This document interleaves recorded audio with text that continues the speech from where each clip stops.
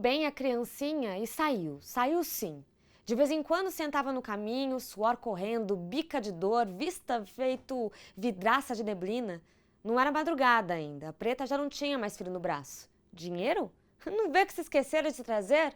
Primeira venda entreaberta, pronto, entrou. Foi um pifão daqueles. Só dia velho. Empurrou a porta de casa, rindo boba com os olhos derretidos num choro sem querer, cantando Nossa gente, já tá livre. Toca zumba, zumba, zumba. Nise até chorou de susto, pensando que prima Rufina estava maluca. Que maluca nada, era desgraça, saindo de mistura com bebida. Cara, por que em momento nenhum tivemos contato com os contos de belas artes do Mário de Andrade? Assim, é uma coisa assustadora.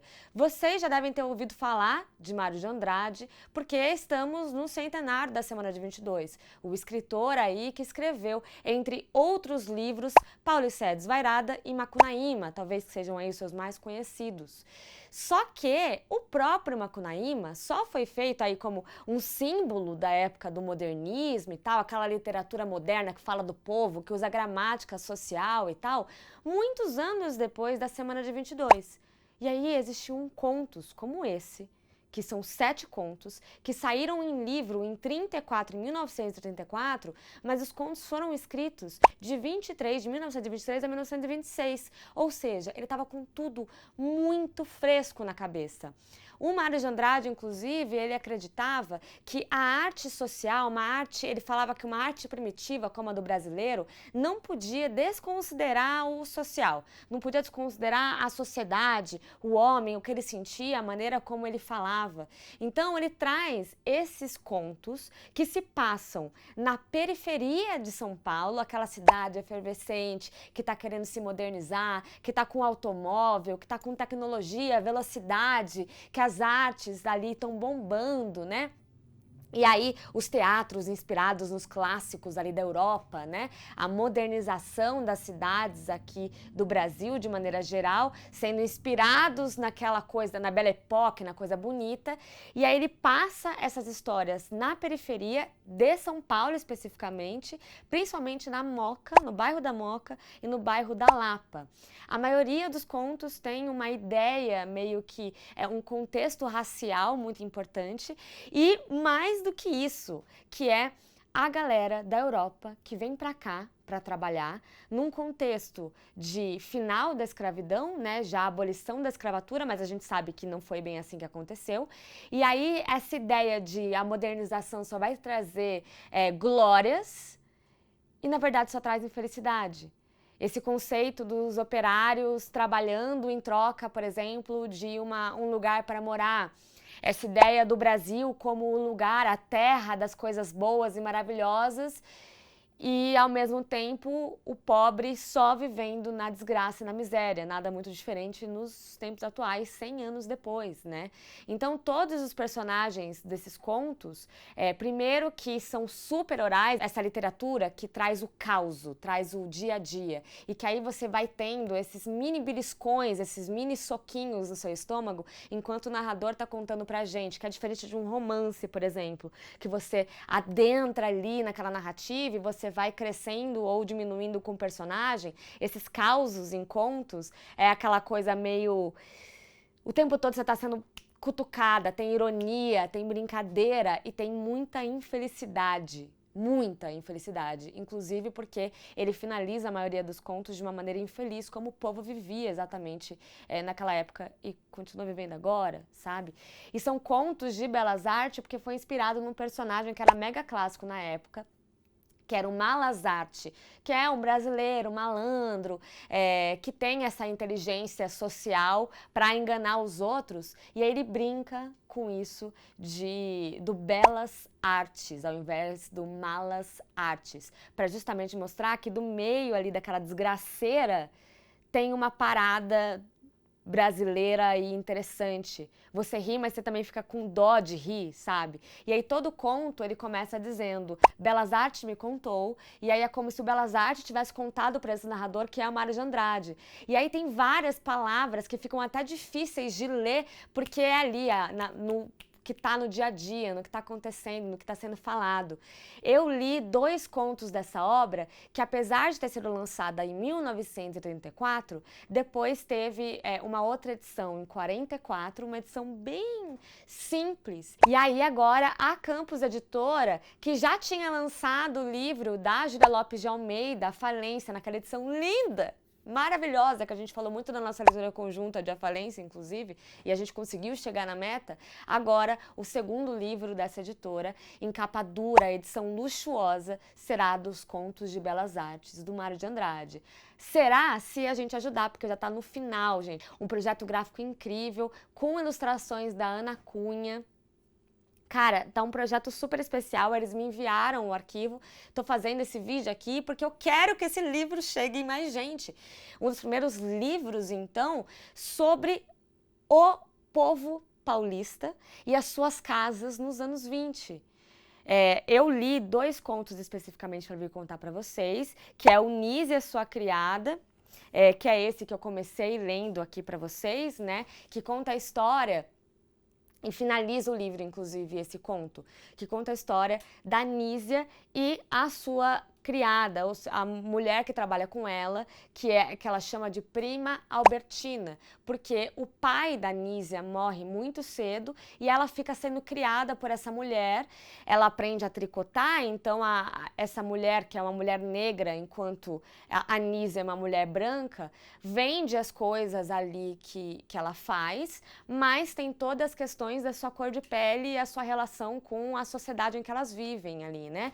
Que é um sítio meio longe, uma chácara meio distante de tudo. Só que nenhuma das duas teve contato com o mundo real, principalmente a Nísia.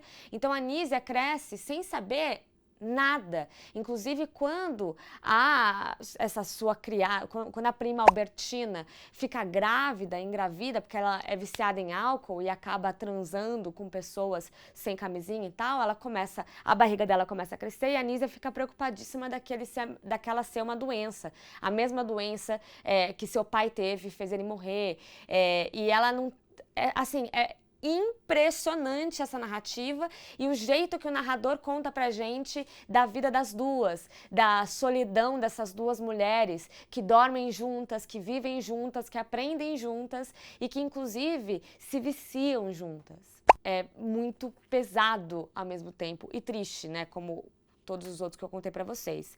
O outro conto que eu li foi o Jaburu Malandro, que conta a história de uma italiana, de uma das filhas de um italiano, que ela é super formosinha e tal, e ela é a caçula da família, então ela é colocada ali porque ela é muito bonita, mas ela não vai trabalhar porque o pai dela nunca deixar, então ela vive meio como a princesa da casa, só que é de uma família de imigrantes, que tem que trabalhar e que tem uma questão de honra muito forte ali culturalmente.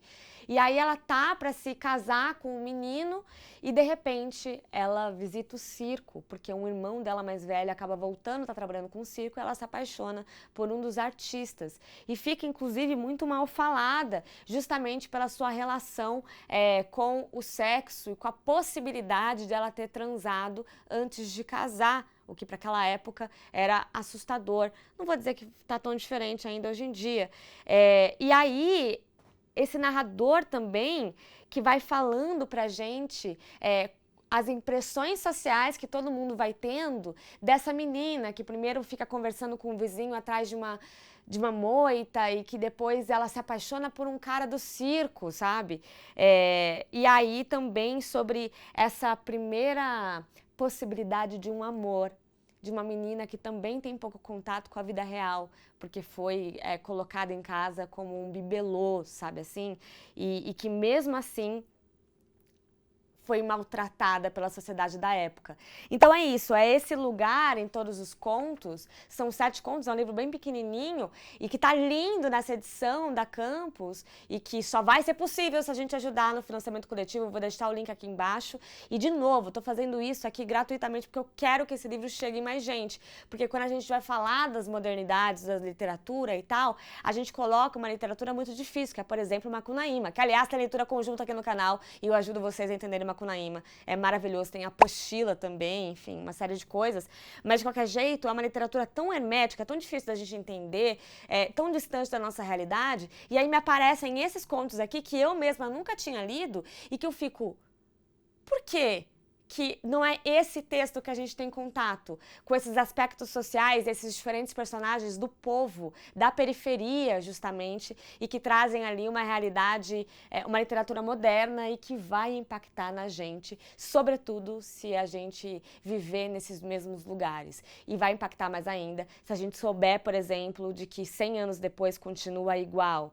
Eu, esses dias, fui no Teatro Municipal para a primeira exposição que está rolando lá, desde a semana de 22, a primeira exposição que acontece, e eles chamaram diversos artistas contemporâneos para fazer releituras das obras da semana de 22. E aí é muito louco, porque todas as obras têm esse aspecto social como crítica. Você já é recebido, por exemplo, no lugar das estátuas de bronze de deusas maravilhosas, segurando balanças, segurando elixir, etc. Tem um menino, que é o Tião, que é uma criança que está com um pano no rosto, é uma criança possivelmente negra, apesar da escultura ter sido feita em bronze, que está dentro do teatro e com o corpo cravejado de balas. Então é o lugar dessa criança negra que não pode entrar no teatro, mas que está lá para receber os bambambãs da civilização que podem entrar no teatro pagando fortunas ou então, mesmo na gratuidade, tendo acesso à internet para poder entrar no teatro e não sendo mal vistos ou não sendo inibidos pela segurança que fica na frente do Teatro Municipal,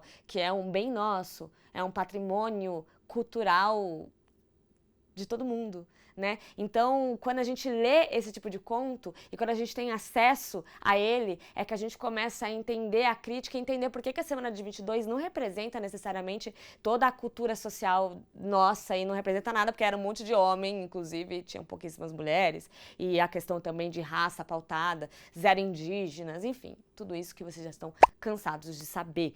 Vamos apoiar esse projeto, fazer chegar, pelo amor de Deus, tá chegando no final e a gente não chegou nem na metade. Tá? Que é campanha tudo ou nada. Se a gente não faz o negócio, o livro não vai sair. E o Mário de Andrade queria muito que fosse, inclusive, que saísse uma edição luxuosa. Finalmente, vamos fazer isso acontecer. Então, conto com vocês. Tá aqui embaixo. Até a próxima. Tchau.